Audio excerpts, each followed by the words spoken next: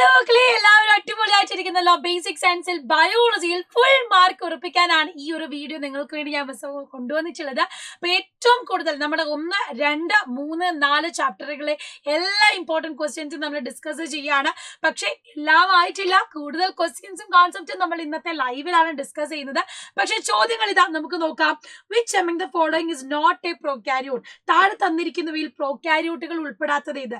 Mycoplasma, amoeba, bacteria, cyanobacteria. ഇതിൽ amoeba എന്ന് പറയുന്നത് എന്താണ്? യൂകാരിയോട്ട് ആണ്. Identify word pair relation and filling the blanks accordingly. Connect other tissues, fibrous tissues. അല്ലെ, നമുക്കറിയാം പരബന്ധം പദബന്ധമാണ് നമ്മൾ കണ്ടെത്തേണ്ടത്. അതർ ടിഷ്യൂസിനെ കണക്ട് ചെയ്യുന്നത് ഫൈബ്രസ് ടിഷ്യൂ ആണെങ്കിൽ conduction material resistance to disease എന്ന് പറയുന്നത് ആരാണ്? നമ്മുടെ ബ്ലഡ് അല്ലെങ്കിൽ രക്തമാണ്. ഇനി അടുത്ത് നോക്കിക്കേ, identify key character of collenchyma. കോളൻ കൈമയുടെ പ്രത്യേകതയാണ് composed of cell with simple structure. അതല്ല, made up of cell with thickening only at the corners. അല്ലെ, മൂലകളിൽ മാത്രം കട്ടി കൂടിയത് കോളൻ കൈമയാണ്. പിന്നെ made up of cell with uniform thickening ആണോ? അല്ല. Tube structures composed of long cell ആണോ? അല്ല. അപ്പൊ നമ്മുടെ കറക്റ്റ് ഓപ്ഷൻ ഏത് മാത്രമാണ്? ബി മാത്രമാണ്. ഇനി അടുത്ത് നോക്കാം. Find the odd one and write the common features of others. Keratin, chlorophyll, chloroplast, xanthophyll. ഇതിലാണ് ക്ലോറോപ്ലാസ്റ്റ്, ഹരിത ഗണമാണ്. അല്ലെ, കാരണം എന്താ? Others are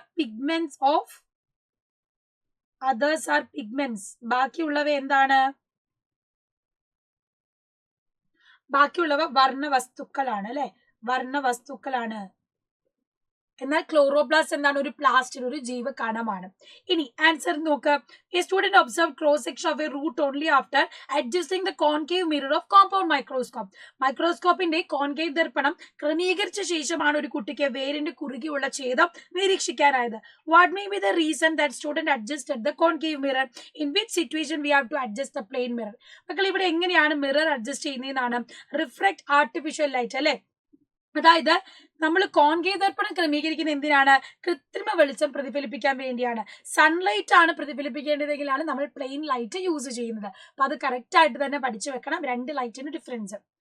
From the pair of scientists given below, choose the correct pair related to formation of cell theory. കോശ സിദ്ധാന്തം കൊണ്ടുവന്നത് ഏത് ശാസ്ത്രജ്ഞന്മാരാണ്? നമ്മൾ പഠിച്ചതാണ്. MJ Schleiden, തിയോഡർ ഷ്വാനുമാണ്. ഇനി മെരിസ്റ്റമാറ്റിക് സെല്ലും മെച്യൂർ സെല്ലും തമ്മിലുള്ള വ്യത്യാസമാണ്. തിക്നെസ് ഓഫ് സെല്ലില് കുറവ് എവിടെയായിരിക്കും? മെരിസ്റ്റമാറ്റിക് സെല്ലിലായിരിക്കും. അല്ലെ, കട്ടി കുറഞ്ഞ കോശ ഭിത്തി കാണുന്നത്. മെച്യൂർ സെല്ലിലോ മോറാണ്, കൂടുതൽ കട്ടിയുള്ളതാണ്. ക്വാണ്ടിറ്റി ഓഫ് സൈറ്റോപ്ലാസം കൂടുതൽ എവിടെയാണ്? മെരിസ്റ്റമാറ്റിക് സെല്ലിലാണ് കൂടുതലുള്ളത്. Meristematic cell. മെച്യൂർ സെല്ലിലോ ലെസ് ആണ്, കുറവാണ്. ഈ ഒരു ചിത്രം നിങ്ങൾ പഠിച്ചു വെക്കാം. മെരിസ്റ്റമാറ്റിക് സെല്ലിൽ എന്താണ്? ന്യൂക്ലിയസ് എന്ന് പറയുന്നതും അത്യാവശ്യം വലുപ്പത്തിലാണ് കാണുക. കൂടുതൽ കോശദ്രവ്യം നമുക്ക് കാണാൻ പറ്റും. എന്നാൽ മെച്യൂർ സെല്ലിലോ ന്യൂക്ലിയസ് ചെറുതായി, സൈറ്റോപ്ലാസത്തിന്റെ സ്പേസ് കൊണ്ട് അവിടെ വാക്യൂള് വന്നു. സെൽ വോള്, പ്രൈമറി സെൽ വോളാണ് നമ്മുടെ മെരിസ്റ്റമാറ്റിക് സെല്ലുള്ളത്, കട്ടി കുറവാണ്. എന്നാൽ മെച്യൂർ സെല്ലിലോ കട്ടി കൂടിയ കോശഭിത്തി നമുക്ക് കാണാൻ കഴിയും. ഇനി അടുത്ത് നോക്കിക്കേ, നമ്മുടെ 5ാം പാഠം വൈ ക്ലാസിഫിക്കേഷൻ എന്നൊരു ചോദ്യമാണ്. An incomplete illustration of 6 kingdom classification proposed by Carl Woese. Carl വോസിന്റെ 6 കിങ്ഡം വർഗീകരണമാണ് ഇവിടെ തന്നിട്ടുള്ളത്. അപ്പൊ നമുക്കിത് ആൻസർ ചെയ്യാം. ഡൊമൈൻ ബാക്ടീരിയ എന്ന് പറഞ്ഞാൽ അവിടെ എന്താ വരിക? കിങ്ഡം ബാക്ടീരിയ ആണ് വരിക. അടുത്തതോ ഡൊമൈൻ ആർക്കിയയിലോ കിങ്ഡം ആർക്കിയാണ് വരിക. പിന്നെ ഇവിടെ ഇത് ഏത് യൂക്കാരിയ എന്നല്ലേ? ഡൊമൈൻ ഏതാണ്? മൂന്നാമത്തേത് ഡൊമൈൻ യൂക്കാരിയ ആണ്. ഡൊമൈൻ യൂക്കാരിയയിൽ ഒരെണ്ണം ഇവിടെ എടുത്തിട്ടില്ല. ബാക്കി കിങ്ഡം ഫഞ്ചൈ, ആനിമേലിയ, പ്ലാന്റ് എല്ലാം കൊടുത്തിട്ടുണ്ട്. മിസ്സിംഗ് ആയിട്ടുള്ളത് ഏതാണ്? കിങ്ഡം പ്രൊട്ടിസ്റ്റയാണ്. അപ്പൊ ഇതുപോലെ ഫില്ലിംഗ് ദ ബ്ലാങ്ക്സ് ചോദിച്ചാൽ എഴുതാൻ പഠിക്കണേ. അടുത്തത് scientific name of dog is Cannes familiaris. How is the method of giving scientific name to organism known as? What does the word canis and familiaris in scientific name indicate? അപ്പൊ മക്കളെ, നമ്മൾ പട്ടിക്ക് അല്ലെങ്കിൽ നായ്ക്ക് കൊടുക്കുന്ന ശാസ്ത്രീയ നാമം എന്ന് പറയുന്നത് എന്താണ്? കാനിസ് ഫെമിലാരിസ് എന്നാണ്. അപ്പൊ ഈ നായയില് ഇങ്ങനെ ഒരു പേര് കൊടുക്കുന്നതിന് ആ ഒരു പദ്ധതിക്ക് ഒരു പേരുണ്ട്. അല്ലെ, അതിന് നമ്മൾ പറയുന്നതാണ് ബൈനോമിയൽ നോമൻക്ലേച്ചർ അല്ലെങ്കിൽ ദ്വിനാമ പദ്ധതി.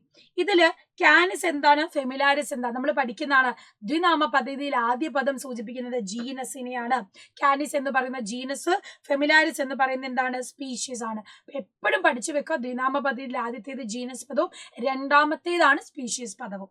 Cocos nucifera is a scientific name of coconut. Identify the level of classification indicated by underlined part. തെങ്ങിന്റെ ശാസ്ത്രീയ നാമമാണ് കൊക്കോസ് ന്യൂസിഫെറ.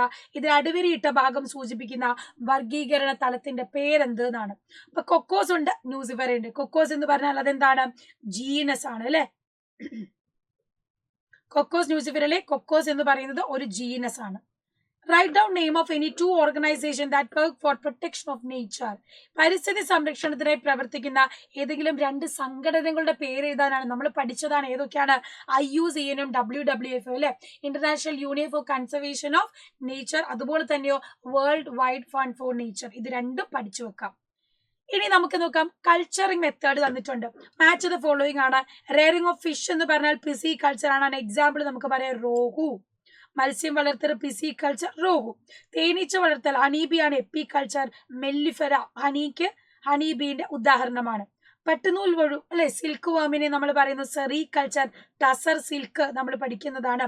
ഓക്കെ, അപ്പൊ ഇതുപോലെ തന്നാലും മാച്ച് ഫോളോയിങ് എഴുതാൻ പഠിക്കാം. ഇനി ഐഡന്റിഫൈ ദ ആനിമൽ ടിഷ്യൂ. തന്നിട്ടുള്ളത് ഏതാണ്? ഇത് നമുക്കറിയാം എപ്പിത്തീലിയൽ ടിഷ്യൂ ആണ്. തന്നിട്ടുള്ളത് എപ്പിത്തീലിയൽ ടിഷ്യൂ, ആവരണ കല.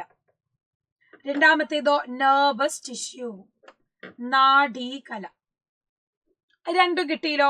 Right any one function of each. ഓരോന്നും എപ്പിത്തീലിയൽ ടിഷ്യൂന്റെ ഫംഗ്ഷൻ എന്താ നമ്മൾ പഠിക്കുന്നതാണ്. എന്താണ്? പ്രൊട്ടക്ഷൻ ആണ് അല്ലെ, നമ്മുടെ ഇന്റേണൽ ഓർഗൻസിനെയും അതുപോലെ തന്നെ നമ്മുടെ ബോഡീനെയും പ്രൊട്ടക്ട് ചെയ്യാനാണ്. നെർവസ് ടിഷ്യൂ എന്താണ്? Control and coordinate nervous functions അല്ലെ, നമ്മുടെ ആന്തരിക ബോഡിയിലും അല്ലെങ്കിൽ ശരീരത്തിനകത്തും പുറത്തുമുള്ള കാര്യങ്ങളെ നിയന്ത്രിക്കാൻ സഹായിക്കുന്നതാണ് എന്ത്? നാഡീകല എന്ന് പറയുന്നത്. ഇനി write down the correct order of following first അല്ലെ, തന്നിരിക്കുന്ന കോളത്തിൽ നിന്നും എടുത്ത് ശരിയായ രീതിയിൽ അതിന്റെ ഓർഡർ എഴുതാനാണ്. അപ്പൊ നമുക്കറിയാം എവിടെ നിന്ന് തുടങ്ങുന്നു എന്നല്ലേ. Atom, molecule, cell organ, cell, tissue, organ system, organism, population, community. അപ്പൊ എവിടെ നിന്ന് എന്ത് വരും? കോശം വന്നു, ആറ്റം, മോളിക്യൂൾ, പിന്നെ സെൽ, ടിഷ്യൂസ്, ടിഷ്യൂകൾ ചേർന്ന് എന്താകുന്നു? ഓർഗൻ ആകുന്നു, ഓർഗൻ ചേർന്ന് ഓർഗൻ സിസ്റ്റം ആകുന്നു, ഓർഗാനിസം ആകുന്നു. പിന്നെയോ ഇതാ നിങ്ങൾ കാണുന്ന പോപ്പുലേഷൻ, ജീവിഗണം, പിന്നെ കമ്മ്യൂണിറ്റി, ജീവി സമുദായം. ഈ ഓർഡർ എന്തായാലും പഠിച്ചു വെക്കാം. അപ്പൊ ഓർഡർ ഇതുപോലെ കറക്റ്റ് ആയിട്ട് എഴുതാൻ പഠിക്കാം. ഇനി നോക്കുക, സെൽ ഓർഗനൽസും ഫംഗ്ഷനും. സെൻട്രോ പ്രോട്ടീൻ സിന്തസിസ്, മാംസ്യ സംശ്ലേഷണം നടക്കുന്നത് എവിടെയാണ്? റൈബോസോം ആണ്. മൈറ്റോകോൺട്രിയൻ എന്ന് പറയുന്നത് എന്താണ്? Power house of the cell. Power house, ഊർജ നിലയമാണ്. Collect cell secretions like enzymes, hormones, mucus in small vesicles. അത് നമ്മുടെ ഗോൾജി കോംപ്ലക്സ് ആണ്. ഗോൾജി കോംപ്ലക്സ് ആണ്. വാക്യൂൾ, ഫേനം എന്ന് പറഞ്ഞാൽ എന്താണ്? വേസ്റ്റ് മെറ്റീരിയൽസ് അല്ലെ. സ്റ്റോർ വാട്ടർ എൻസൈംസ് ഒക്കെ. അതുപോലെ തന്നെ ഫോറിൻ പാർട്ടുകളെ ഡിസ്ട്രോയും ചെയ്യുന്നു. ജലം, ലവണങ്ങളെ സംഭരിക്കുന്നു. ജലം, ലവണങ്ങളെ സംഭരിക്കുന്നതാണ് ഫേനം എന്ന് പറയുന്നത്. പിന്നെ ഇതാ നമുക്ക് കുറെ സയന്റിസ്റ്റുകളെ തന്നിട്ടുണ്ട്. അവരെ എന്ത് ചെയ്യണം? മാച്ച് ചെയ്ത് എഴുതണം. ഡിസ്കവേർഡ് സെൽ ആരാണ്? റോബർട്ട് ഹുക്ക് ആണ്.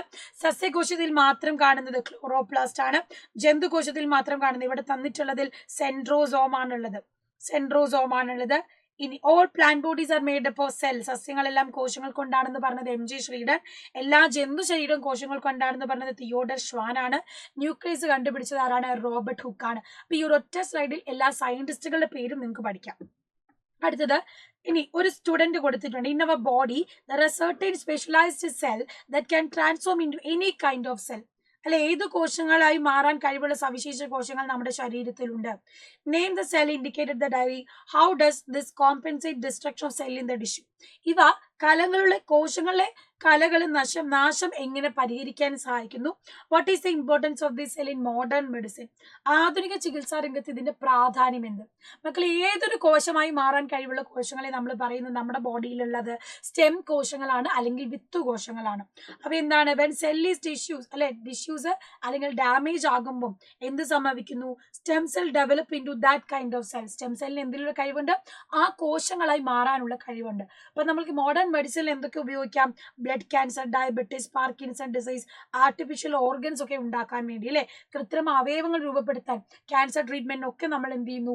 ഈ ഒരു മെത്തേഡ് യൂസ് ചെയ്യുന്നതാണ് സ്റ്റെം സെൽസ് അല്ലെങ്കിൽ വിത്ത് കോശങ്ങൾ എന്ന് പറയുന്നത്. ഇനി ഈ concept map of plastid is given അല്ലെ, പ്ലാസ്റ്റിഡ് ഓരോ പ്ലാസ്റ്റിഡുകളെ പറ്റി തന്നിട്ടുണ്ട്. അപ്പൊ എങ്ങനെ പ്ലാസ്റ്റിഡുകള്, ഒന്നാമത്തേത് നമുക്ക് കാണാൻ കഴിയും,